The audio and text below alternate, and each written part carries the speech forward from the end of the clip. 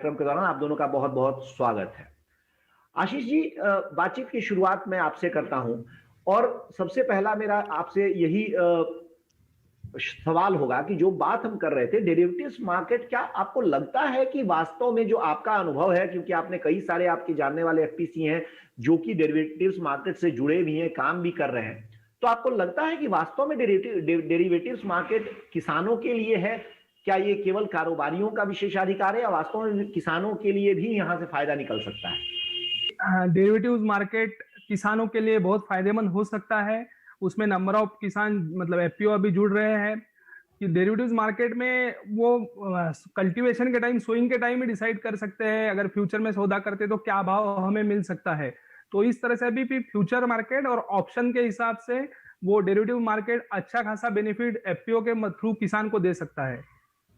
जी, दीपक जी, आप यही सवाल मैं अगर आपसे करूं तो आपको कैसे लगता है कि जैसे आशीष जो कह रहे हैं, क्या वास्तव में डेरिवेटिव्स मार्केट, क्योंकि बहुत कॉम्प्लेक्स माना जाता है, अच्छे अच्छे लोगों को भी जो बाजार में हैं उनको डेरिवेटिव्स का जब मामला आता है, वायदा बाजार की बात आती है तो उनको कुछ समझ में आता नहीं, और बहुत बार तो ये माना जाता है कि वायदा बाजार कहीं ना कहीं सट्टेबाजी है। तो किसानों के लिए ये कितना सेफ है, कितना सुरक्षित है और कैसे किसान इससे फायदा उठा सकता है? जी, जैसा आशीष जी ने और आपने कहा कि वायदा बाजार की उपयुक्तता फार्मर्स के लिए हम किस संदर्भ में देख सकते हैं। मैं आपको एक उदाहरण देना चाहूंगा।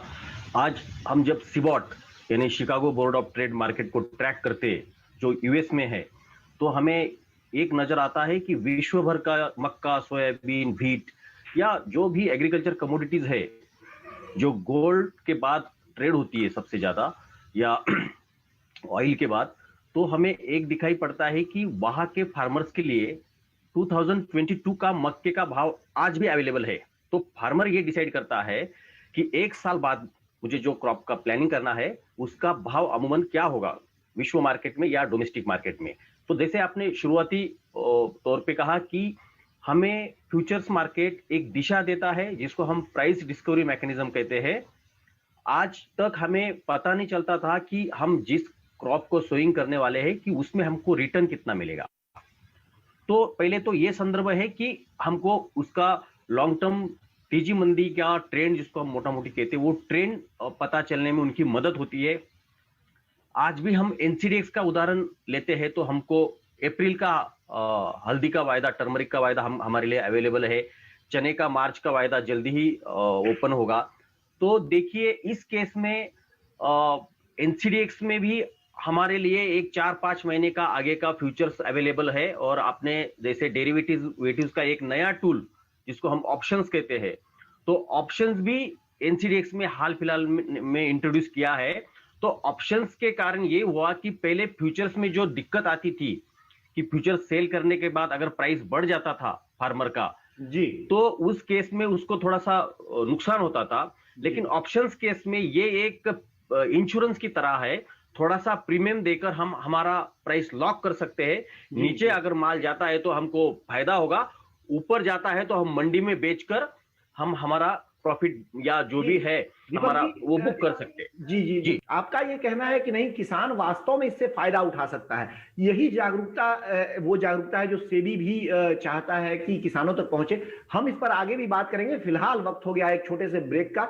ब्रेक से लौटेंगे और उसके बाद हमारी ये चर्चा जारी रहेगी। बने रहिए हमारे साथ, देखते रहिए मंडी नोट।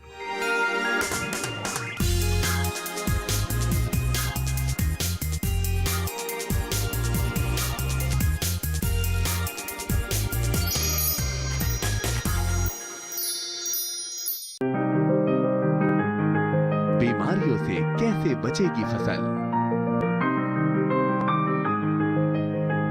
मवेशियों की मुश्किलों का क्या है हल?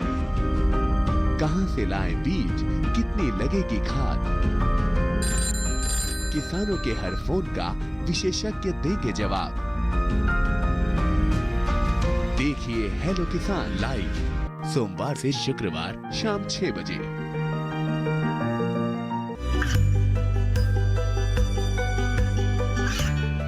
गांवों और पिछड़े क्षेत्रों में सरकारी योजनाओं की जानकारी पहुंचा। देश में कौशल और क्षमता विकास कर ग्रामीणों को सामाजिक बदलाव और विकास से जोड़ने की दूरदर्शन किसान की पहल चौपाल चर्चा देखें सोमवार से शुक्रवार सुबह 9 बजे।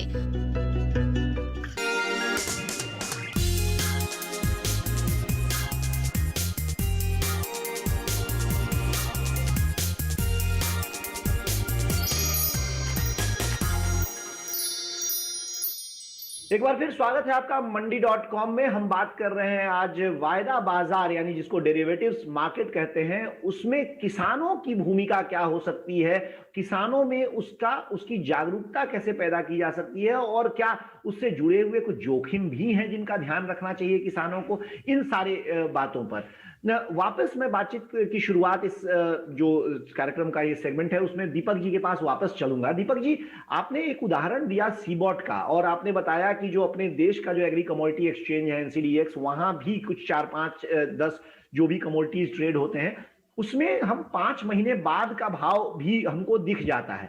तो ये जो 5 महीने बाद का भाव है ये कौन तय करता है, कैसे ये भाव तय होते हैं? मैं एक उदाहरण से आपसे समझ लेता हूं इसको। रबी की बुआई शुरू हो गई है, सरसों मान लीजिए कि कोई किसान बुआई करने जा रहा है, अप्रैल में सरसों की हार्वेस्टिंग होगी, कटाई होगी।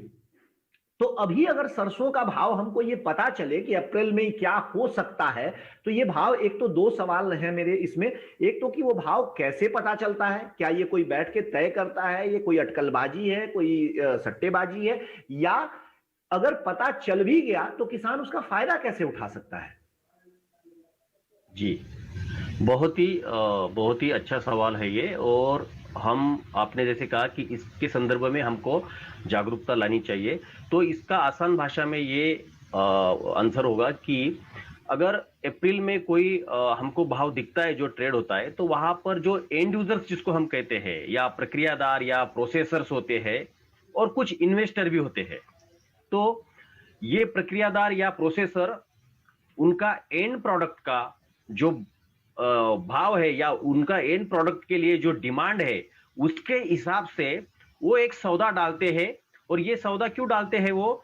क्योंकि उनको भी अपना प्राइस का जोखिम, मतलब जिसको हेजिंग कहते हैं तांत्रिक भाषा में, तो उनको भी हेज करना होता है। तो उनको पता है कि ये, मान लीजिए कि अगर कोई प्रोसेसर को मार्च का चना में 5,000 का भाव दिखता है, तो वो कहेगा कि ठीक है, दाल को उस हिसाब से अगर 70-80 रुपए में अच्छा मार्केट है तो मैं मेरा ऑर्डर बुक कर लेता हूं आज की डेट में। तो एंड यूजर्स आपका ऑर्डर उस संदर्भ में वहां पर प्राइस, अगर कोई लेने वाला है तो बेचने वाला भी है, ये हमको समझना चाहिए। तो बेचने वाला वहां पर अवेलेबल रहता है, उसके कारण लिक्विडिटी या बहुत ज्यादा हमको माल लेने के लिए अवेलेबिलिटी रहती है। और दूसरी तरीके से बायर्स, मैंने जैसे कहा पहले, बायर्स सौदा डालता है और सेलर्स भी डालता है। तो बायर सेलर दोनों मिलाकर वहां पर जो ओपन इंटरेस्ट हमको कहते हैं, उसको एक खड़े सौदे तैयार होते हैं। और उसमें कुछ इन्वेस्टर भी आते हैं, वो इन्वेस्टर एफपीओज भी रह सकते हैं, फार्मर्स भी रह सकते हैं। तो इन्वेस्टर के कारण एक लिक्विडिटी वहां पर बढ़ती है। और ये जैसे ये सारी प्रक्रिया जिसको हम सट्टेबाजी के तहत ना ले, जो सीबॉट की 150-200 साल की परंपरा है, इसको हम प्राइस डिस्कवरी मैकेनिज्म के तौर पर हम ले सकते हैं और हेजिंग के माध्यम से इसको हम बोल सकते हैं, इन सारी प्रक्रिया को। जी आशीष जी, ये एक प्रक्रिया समझा दी दीपक जी ने, जिससे ये समझ में आता है कि जो पूरा भाव तय हो रहा है वायदा बाजार में, वो कोई व्यक्ति या कोई कारोबारी बैठ के तय नहीं कर रहा है, लेकिन बहुत सारे कारोबारी, बहुत सारे निवेशक और बहुत सारे किसान उत्पादक संगठन जब एक जगह आके और जो डिमांड एंड सप्लाई का जो मैकेनिज्म है वो जब करते हैं, तो उससे ये भाव निकल के आता है। चलिए, ये मैं समझ गया। लेकिन मुझे ये समझाइए कि इसमें जोखिम क्या है? आखिर कोई एफपीओ अगर मान लीजिए कि इसके लिए जाता है, तो क्या उसको फायदे हैं? जैसे दीपक जी ने एक बात कही थी कि भाव, अगर मान लीजिए कि जैसे किसी किसान ने अभी से लॉक कर लिया, जिसको मान लीजिए कि 5,000 का भाव सरसों का उसने लॉक कर लिया, लेकिन अगर भाव उसको उस समय 6,000 चल रहे हो, तब तो उसको नुकसान होने वाला है। 5,000 का भाव ही उसको मिल पाएगा, तो 1,000 उसको लॉस हो गया, क्योंकि वो एक्सचेंज पर पहले ही सौदा कर चुका है। तो उसमें उसके पास विकल्प क्या है? क्या इससे बचने का भी कोई उपाय है उसके पास? जी भुवन जी, एक तो प्राइस डिस्कवरी के ऊपर थोड़ा सा बात करते हैं। जो दीपक जी ने कहा है कि भाव डिसाइड होने के लिए यहाँ पे नंबर ऑफ पार्टिसिपेंट बहुत ज्यादा है। मतलब सीधी भाषा में कहें तो घेवाल यहाँ पे बहुत मिल रहे हैं। भारत की बात करें तो कश्मीर टू कन्याकुमारी तक के किसान है, प्रोसेसर है, ये सारे लोग एक जगह पे आने वाले हैं, तो अल्टीमेटली कंपटीशन बढ़ के भाव का बेनिफिट मिलने वाला है। अभी आपकी दूसरी बात की तरफ आते हैं कि किसान को आज कैसे लॉक करेगा और उसको कैसे फायदा होगा। तो जो टूल्स हमारे अभी तक के डिस्कशन में आए कि फ्यूचर और ऑप्शंस, दो टूल्स है। तो किसान अभी एक एग्जांपल लेते हैं, मेरे एक एफपीसी है जय सरदार, तो उन्होंने रिसेंटली एनसीडीएक्स के साथ ऑप्शंस में एक सौदा बुक किया है 4950 के ऊपर।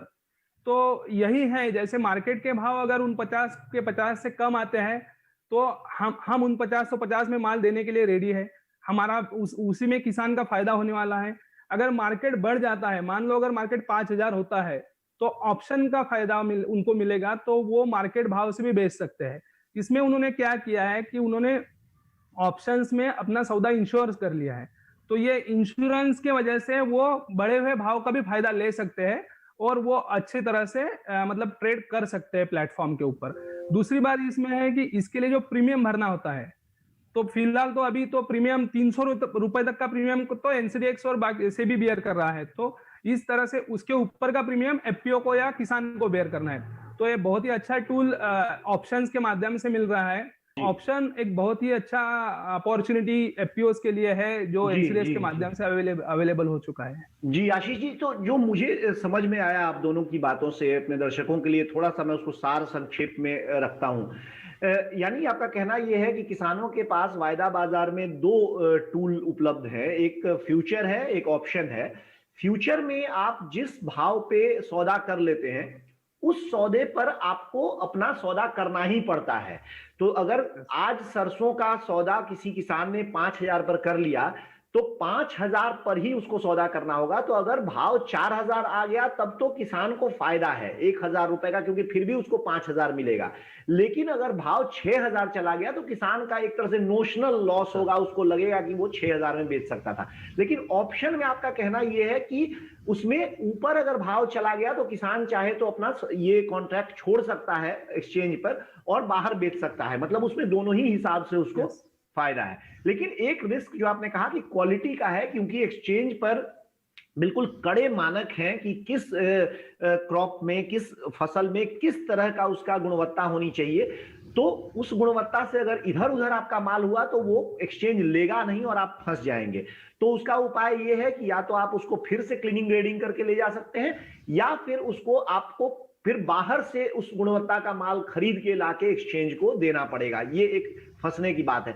लेकिन इसका उपाय ये है कि सेबी से जो ये गुणवत्ता मानक हैं ये एक्सचेंज के वेबसाइट पर होते हैं, तो वो आप पहले से उन गुणवत्ता मानकों को देख लें, अपने माल को देख लें और तब उसमें काम शुरू करें। चलिए फिलहाल वक्त हो गया है एक छोटे से ब्रेक का। ब्रेक से लौटने के बाद ये चर्चा हमारी जारी रहेगी। बने रहिए हमारे साथ, देखते रहिए मंडी.com।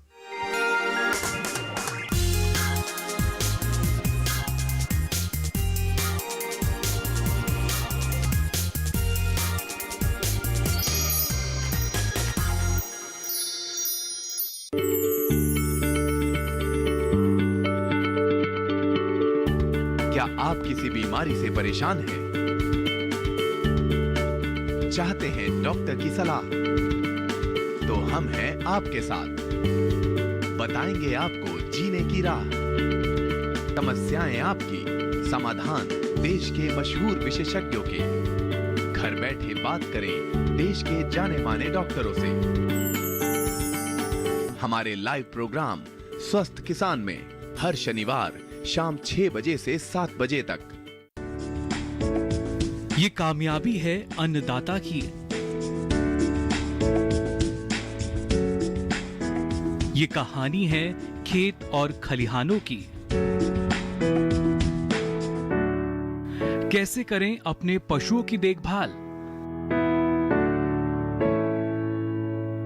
जानिए गांव-गांव के किसानों का हाल। देखिए गांव किसान, सोमवार से शुक्रवार दोपहर 12 बजे सिर्फ डीडी किसान पर।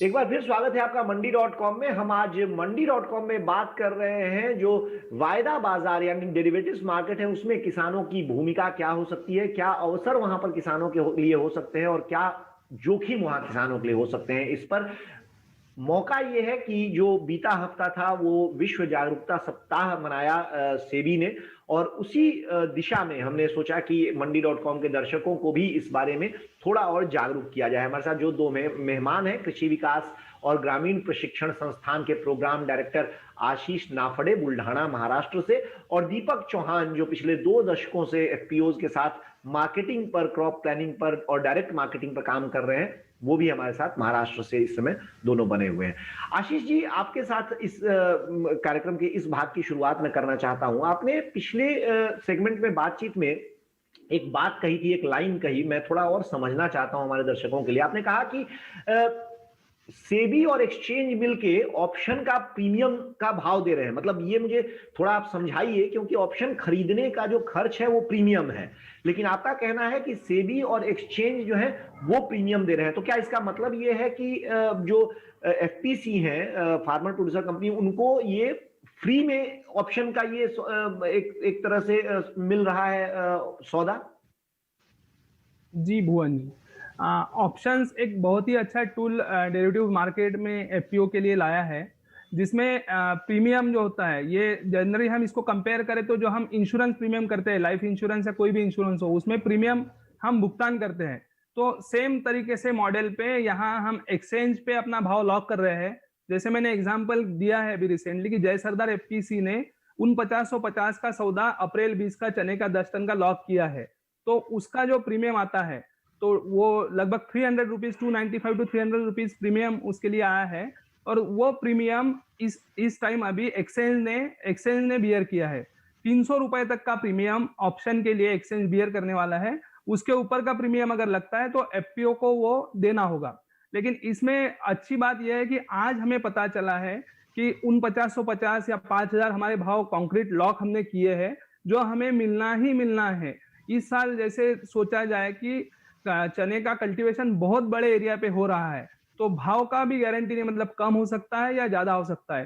तो इस हिसाब से ऑप्शंस टूल के अंदर एफपीओ को और किसान के लिए बहुत फायदेमंद होगा कि आज वो अपना सौदा तय करके रखे, अप्रैल या मार्च या मई का जो भी करना है, तो उस हिसाब से उनको एटलीस्ट उतना भाव मिलना ही है।